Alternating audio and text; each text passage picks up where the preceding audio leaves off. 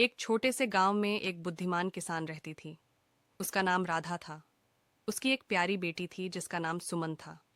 राधा ने अपनी बेटी को बहुत सारे जीवन के महत्वपूर्ण सबक सिखाए थे।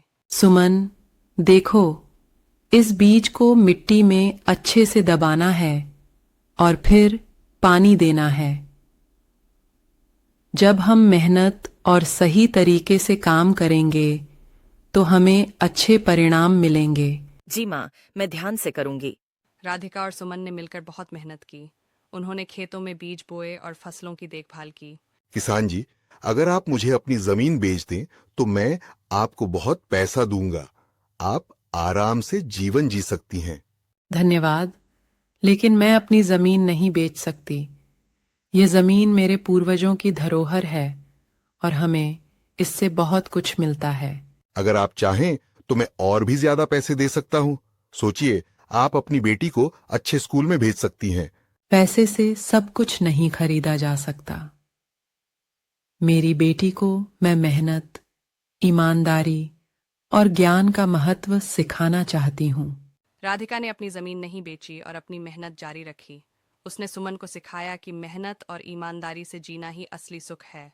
राधिका, इस सूखे के कारण हमारी फसलें बर्बाद हो रही हैं। हम क्या करेंगे? हमें धैर्य और बुद्धिमानी से काम लेना होगा। हमारे पास कुछ भंडारित अनाज है। हम उसे मिल बांटकर काम करेंगे और भविष्य के लिए कुछ उपाय सोचेंगे। हमें वर्षा जल संचयन के लिए तालाब खोदना चाहिए। इससे हमें अगली बार सूखे में मदद मिलेगी और हमें विभिन्न प्रकार की फसलें उगानी चाहिए जो कम पानी में भी उग सकें। हाँ, राधिका, तुम सही कहती हो। चलो, हम सब मिलकर काम करते हैं। राधिका और सुमन की नेतृत्व में सभी गांव वाले मिलकर काम करने लगे। उन्होंने तालाब खोदा और विविध फसलें उगानी शुरू की। माँ, देखो, बारिश आ गई और हमारी फसलें फिर से बढ़ने लगी हैं। हाँ सुमन, यह सब हमारी मेहनत और बुद्धिमानी का फल है। फसलें पक गईं और इस बार उनकी पैदावार बहुत अच्छी हुई। पूरे गांव में खुशियां मनाई गईं। राधिका, तुम्हारी बुद्धिमानी और धैर्य ने हमें यह सुखद दिन दिखाया है।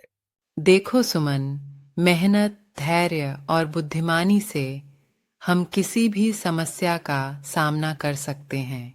हाँ माँ, आपने मुझे जीवन का सबसे महत्वपूर्ण सबक सिखाया है।